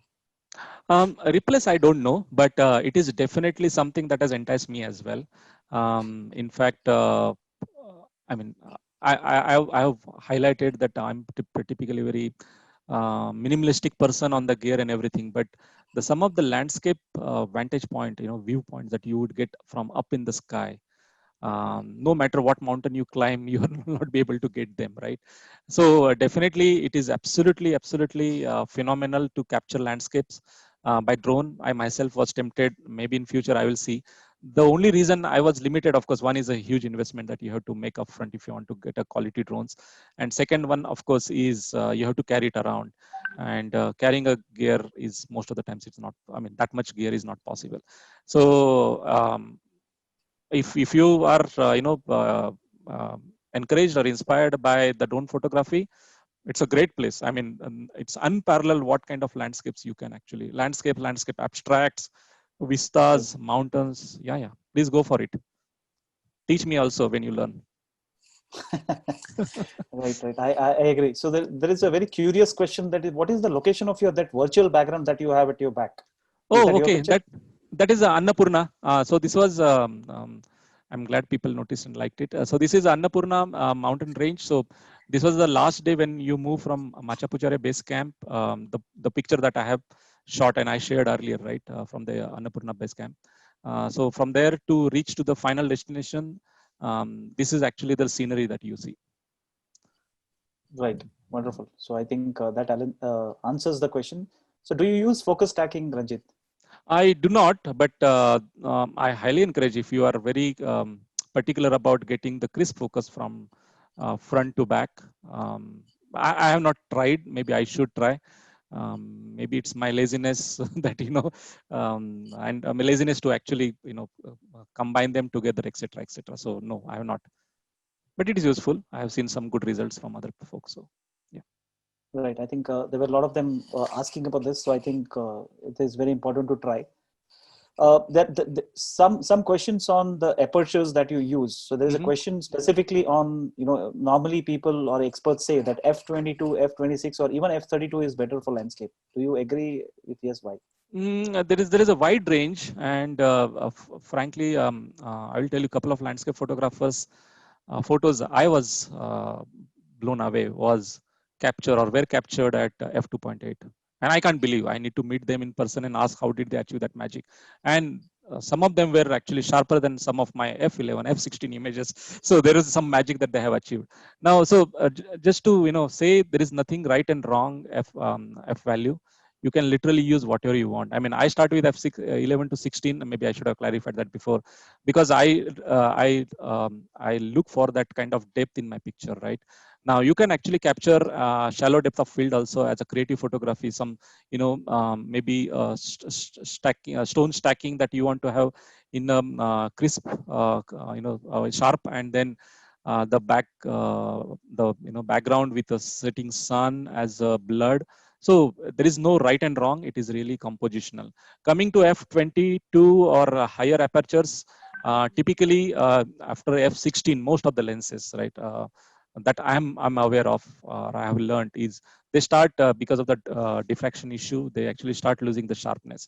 So typically f8, f16 provides the most of that golden range for sharpness if you want. Nothing right and wrong. I have shot a few frames on f22 because I did not carry my ND filter, and I wanted to shoot some long exposures, or sometimes I wanted to shoot sunburst, which actually the higher the aperture, I mean the higher the aperture value is, the larger sunburst actually you can get. So I have used that also occasionally. So nothing right and wrong. It is really the situation that requires for. Right. Absolutely. I think this the question on the Meghalaya waterfalls, just to let you know, it's called Vaisadong waterfall. Yeah. It's a beautiful waterfall, but let me tell you, my experience, and I'm sure Ranjit agrees that you literally had to be the Jungle Book's Mowgli to reach that place, because you have to swing between branches to reach that place.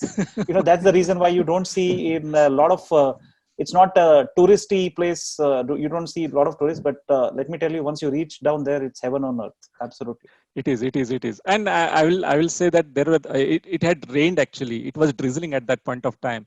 So I can tell you there were moments when, that tripod and everything carrying there, and I missed my steps, and then, there was a lump in my throat, and like, what is going to happen?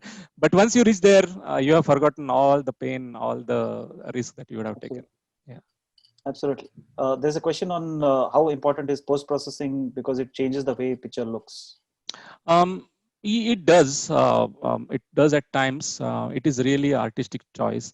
When I started my journey, I had a similar purist thought that I would like to capture as much beauty, as much of depth, contrast, colors, everything in the raw itself or in the JPEG itself. So JPEG, first of all, if you are thinking that JPEG is giving the purist side of the picture, that's not. I have seen when I used to shoot both or still shoot both raw and JPEG together, I see some of my JPEG way oversaturated than I would ever make my pictures, right? So if you're thinking that camera is going to produce you the images that as you have seen, no, it is not. So coming to transforming or translating your vision of what you have seen there to what you have captured, right? I feel very comfortable to use my post-processing technique. By the way, I'm not good at it. I'm learning a lot, but I use it minimalistically. I mean, most of my photographs, I don't think I have spent more than a minute or two. It is basic editing typically. Occasionally, I might have spent 5 to 10 minutes, right? So that's what I do. I'm not good at processing. I don't have patience. That is something I should invest. But my attempt always is what I saw is what I should represent as realistically as possible, right? I have not gone towards the artistic point, which is not wrong. I know some brilliant landscape photographers who have actually moved from showing realistic landscapes to actually the artistic view. Wonderful. I'm actually amazed and impressed myself at a couple of times, but that's their artistic choice. My artistic choice is typically what I seen, what I felt. I should stick to it. If it represents, I'm good. That is what my post-processing will be limited.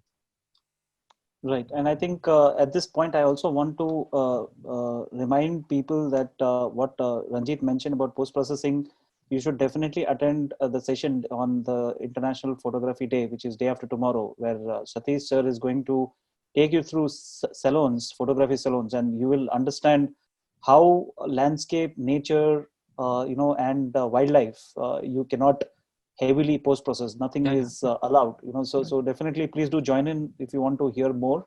Especially if you're planning to get into competitions and salons and all that stuff, for sure. Okay, there are some questions on: do you use any electrical equipments which you carry on your shoot? Such as, I'm trying to understand what kind of. Yeah, I'm also trying to understand the question. Sharang, if you're there, probably you can elaborate the question.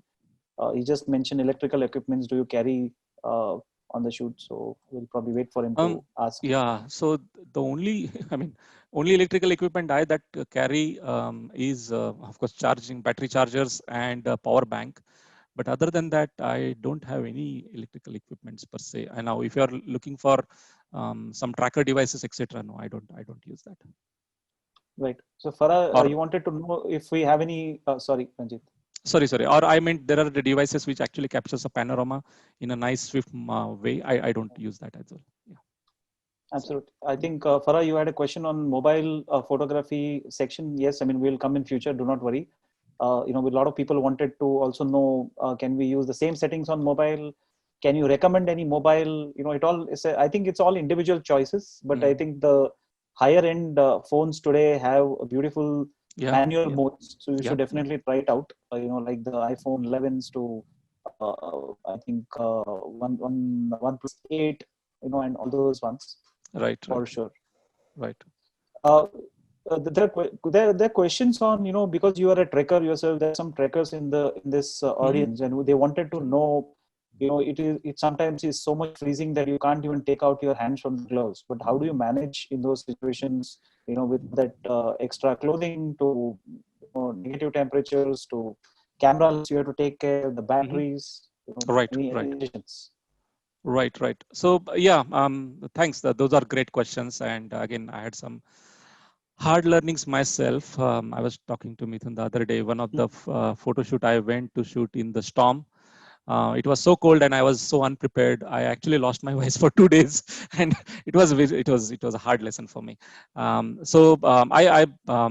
there are things that you can compromise on, which I have mentioned multiple times before, and there are things that you cannot compromise on. So these are the things you cannot compromise on for your personal safety, for your personal health. And I recommend to choose a right gear. Frankly, they are not expensive. You can get literally, if you go to Decathlon, which is where I buy most of stuff, is starting from literally 300, 400 rupees to 1,000, 1,500. You get all the layers.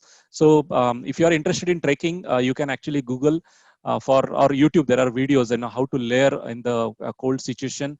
And none of that actually requires a heavy investment. However, it is the investment that is needed. So starting from your shoes to gloves, everything you need it.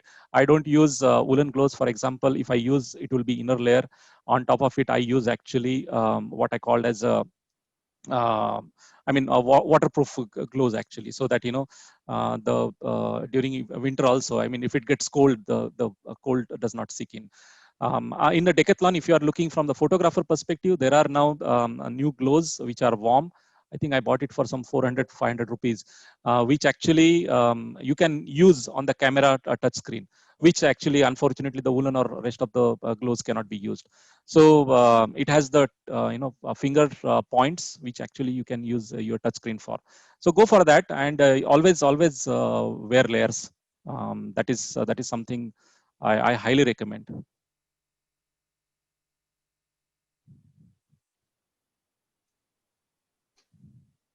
Right. Hope that answered. Yeah. Absolutely, it did. Just give me a moment. Think in between. I think there were a lot of questions on challenges on landscape. What kind of challenges do you face? It's a very open question, very good question, but very open. I mean, starting from deciding locations which have been overshot or not shot at all. So I ventured into some of the locations which were very less known, and finding information was difficult, or choosing a location that is so overshot that I was thinking whether I can go there and shoot again with something different.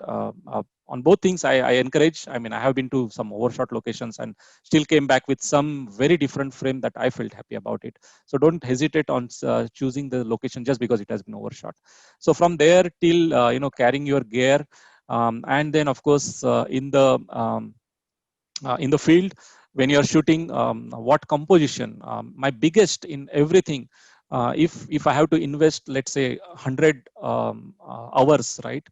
I would strongly recommend that you should invest maybe 10-15 hours in understanding the techniques, but rest you should learn composition. And I have so much to learn there myself.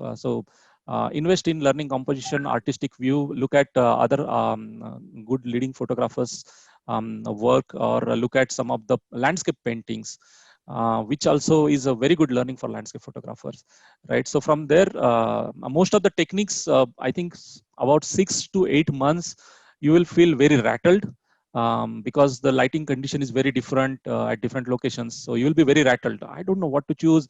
The moment I choose whatever I have learned, it underexposes, overexposes. And as I said, don't look at your LCD at all. Your LCD is lying you. Okay. So that is the worst mistake I did during my initial time. And histogram intimidated me so much, and that this must be super complex. But believe me, it is very simple concept once you get a hang of it and once you practice it. So look at histogram, don't look at LCD panel. Otherwise, you are going to be severely disappointed when you come back and actually load it in your laptops or monitors, right? So those are some of the challenges I have faced. And of course, weather condition is something I always say you should be absolutely prepared for. All kind of weather stuff. So I that is one thing I spent or invested time from trekking as well as landscape exploration perspective, what weather conditions look like and what things I should carry around. Right. I think that's very same advice. And being a trekker yourself, I'm sure you have encountered much more difficult situations than any normal landscape photographers who go. So that's definitely. Right. Then there are as expected, there are a lot of questions from aspiring photographers. Can you make money with landscape photography? uh, I'm not sure I'm qualified person for that. Let me put this in a perspective. Um, I know lots of brilliant, talented landscape photographers within India as well outside, and I can tell you confidently that most of them don't make money. I don't make money either, and that's okay as well. So no, some can do make money, but it's not something that everyone can learn the art of making money out of photography. So I know. I think Nick Page and a couple of other photographers that I follow from USA, they actually used to now, of course, they're pretty pro landscape photographers, but they used to shoot weddings and other, things, to make money so that they can sponsor for landscape photography. Same thing. I actually do my regular day job to and save some money to actually pursue my hobby, and not something that I make money much. Actually, I mean, whatever I make money, it goes to helping in some charities. So. But then I would definitely want to tell you that since I'm a travel photographer, landscape comes under that as well. You can definitely make money if you are good at it, and you can do some solo exhibitions or group exhibitions, print it out. I'm requesting everybody again, who have not printed, those who answered no into the poll, please try it out. You will be in bit for a surprise when you will actually see this. So try it out. Indian markets are definitely changing. So you will see, a lot of things that will, in the future, you will get opportunities for sure.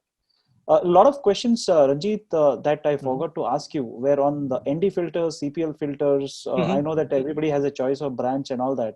Typically, there were questions on, while shooting, why did you use ND filter instead of increasing the f-stop? Why not do that rather than stopping it down? Sure. So one thing is, okay, ND filter, I use the brand, I can put it in the chat actually. So I started, I first, like it's a learning for everyone. I first purchased a couple of ND filters and polarizer. There were less than $1,000. I mean, the whole set. Okay. And I soon realized that the kind of, color artifacts that it produces and the, because they were cheap plastics, right? So it really reduced my image quality. So that is another thing. I waited almost 2+ years to actually buy my first ND filter. First I bought circular polarizer, then first ND filter, and then second ND filter. Those are the 3 filters I have. Now choosing between f-stop to ND filter, since the brand that I use is a pretty decent quality and I got at a reasonable price as well. My typical preference is if I can shoot between 11 to f11 to f16, I generally stick to that one for the kind of sharpness those focal lengths offer me when I need a depth. If I don't need a depth, then of course I can play to whatever the aperture I want. Now, of course, if I don't have ND filter, then I have said, right, I have moved to f22 and actually increase this one.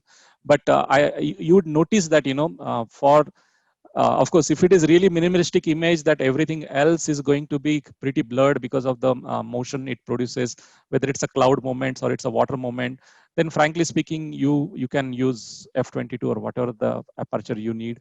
You don't really need to have ND filter. But if you have certain elements within your frames and the depth that is needed, right, you actually want to really play within those focal lengths that, per my experience, have produced much better sharpness than the higher aperture value. So that's why I prefer that way. Right. And Mansi, you had a couple of questions on the print. Our team will reach out to you, but largely to answer your questions, do we make photo books? Yes, a lot of photographers make coffee table books, and that's a perfect way to also display your art. I have done one myself, so I can recommend that you should definitely get in touch with us. We can help you with that. Also, how to preserve the prints. If you're not planning on framing it, naturally you keep it in a safe box or a bigger size depending on the size you take. But normally you put butter papers between so that the prints don't get spoiled. And most of these prints are have a very large life, so nothing happens to the quality of the pictures. So please get in touch with us. We'll definitely help you out. There's a question on monochrome in landscape. Do you help? I mean, do you recommend? How about all? Or if somebody gets an overexposed or less exposed photo, can they be converted to monochrome? It can be, and that is what typical, I think, good number of people actually decide that, if it doesn't have the color depth, it does not have attractive colors, or overexposed or underexposed, then you rather want to simplify the overall photo frame, you can do that. I have done, I remember one of the frame I did actually, because it was literally a boring sky and nothing else. Rest of the colors were so muted, frankly speaking. It stood out much better in the black and white. So I'm not saying that that is not the right thought process. However, there are people who can visualize the frames in black and white, and actually their aim also. I mean, I have seen some awesome landscape photographers exclusively in black and white. So, and they start with a vision to actually end up creating black and white no matter what. So there are various thought process why you want to end up doing even landscape photographers as a black and white. Now, personally, I'm not blessed with that vision. My love for landscape is the colors. So I typically see things in colors, and color contrast, color composition is what actually attracts me to a certain landscape to even frame them. So my journey starts with color now, but if you have I mean, black and white typically looks classy, artistic. So if you have that talent or that inclination towards landscape photography exclusively in black and white is quite fulfilling. And I mean, there is a lot of opportunity. Just because it's black and white does not mean every landscape will see the same.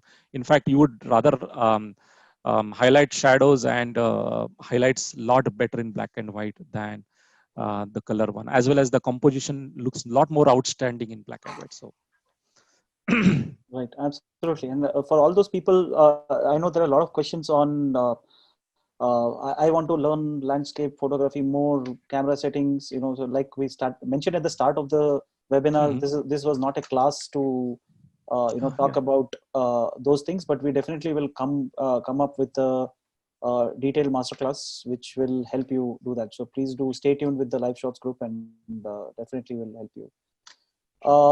There were some questions, or a lot of questions on metering, specifically around Andaman photos.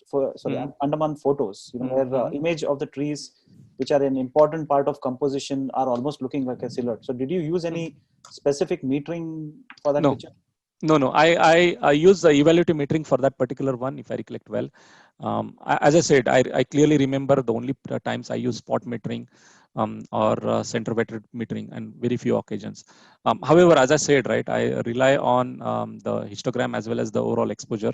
So I metered it for sky because for me, while the trees are important element, it adds the depth and the value. For me, the hero was sky. I mean, it was brilliant.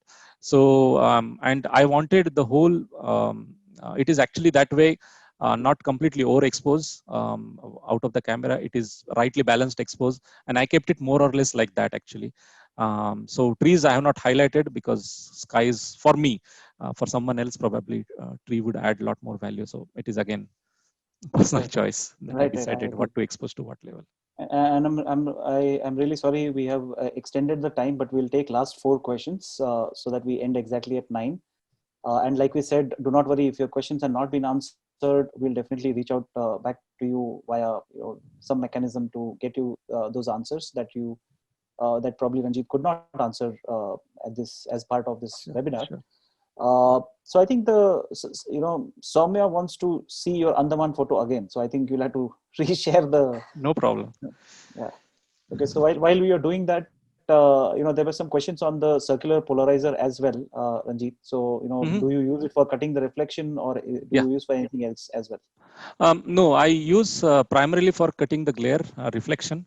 And it enhances the colors. Now, of course, the tricky part is tricky part always is just a minute. Sorry, the tricky part is always. I mean, circular polarizer does not work in all directions, right? So there is a rule. Typically in the 90 degrees of the sunlight that is coming in. So sometimes it works. Another challenge with circular polarizer is that if you are shooting wide, right, then depending on the sunlight direction, some part actually will be will be providing the brilliant color, cutting the glare, cutting the reflection, but then rest of the part even in the sky will not. So part of the sky will look brilliant blue color, and then part of the rest of the sky would look absolutely horrible. And again, maybe the experts in post processing can correct it, but I would rather rely on trying to get something right whenever it's possible in the camera, right? So, and I don't have that expertise to correct later as well. So. Right. So Soumya, the picture is on your screen. This picture is dedicated from Ranjit to you. Thanks for asking. This is my favorite image as well. Right.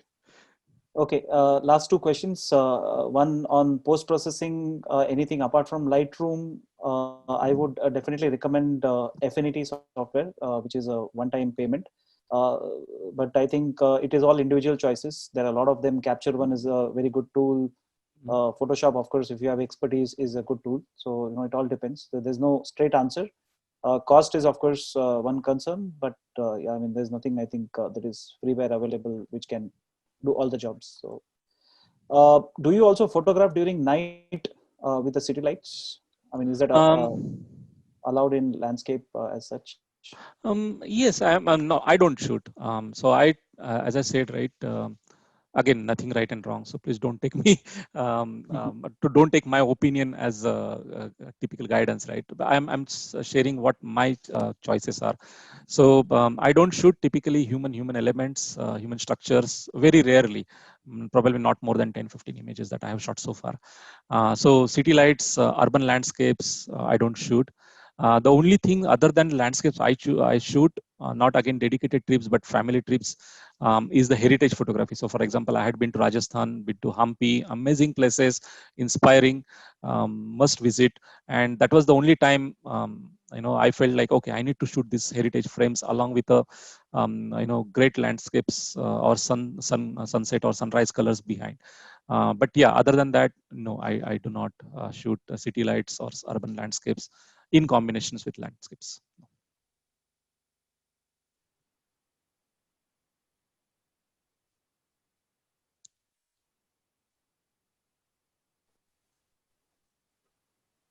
Did we lose Mithun? No, I'm there. Okay. All right. Yeah. Yeah. So I think I want to take one last question, which is a lot of people wanted to know what is that heavy duty tripod you use. Okay, I use Vanguard aluminum frame. It is, I think, 264 AB, if I recollect. Yeah, so that's what I use. It was, I think, reasonably mid-range, mid-priced, something around 10-11K. Yeah, I think that's what I have used, and it's quite sturdy.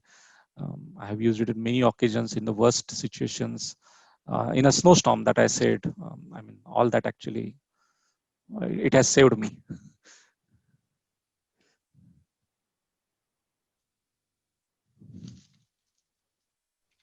Right. I'm sorry, I got kicked off by Zoom. No But problem. yeah, No problem. I think that's it for folks. Thank you very much. I know that nearly 190 odd people have still stayed till the end, Ranjit. So that itself, speaks for the volume of work that you have done today. That you have showed all of us. I'm sure a lot of people are inspired to pick up that camera. They will all wait for, like all of us are waiting for the pandemic to get over, so that Yeah. our mind is clutter free. We just go and travel, do something, Right. kind of Right. stuff. So I'm sure that opportunity will come. And like I mentioned, thank you very much for the encouraging responses that you gave, that a lot of or all of you liked this webinar. The feedback form was posted. Please do fill in. It will help Ranjit as well as all of us Yeah. to know Please, how we please. can future this thing. So thank you very much. I want to clap for you, Ranjit. Thank you. Absolutely Thank you. fantastic Actually, session. I want to really thank you, Honeycomb, for an opportunity, and thank you each of you for valuable time. I know it's a work day, so it's a lot of sacrifices I'm sure you guys made. So thanks for actually sharing the passion. Thank you, Ranjit, for this wonderful webinar. Thanks a lot, and thank you all the audiences. Thank you. Thank you. Thank you. Thank you very much. So I would strongly recommend everybody, please do register for the remaining 5 webinars that we have. You will be, going through a lot of wonderful journey that you will see. So please do register if you are not. The Zoom links will be typically sent that day morning. So do not worry. If you do not get, please do reach out to us and we'll definitely get in touch with you. Okay, thank you very much, ladies and gentlemen. We'll see you tomorrow. Please remember that tomorrow it's 8 p.m. and not 7 p.m. The webinar for underwater photography by Bhushan starts at 8 p.m. So kindly take a note of that for tomorrow. Thank you very much and Thank have a you. nice Thank day. you all. Bye-bye.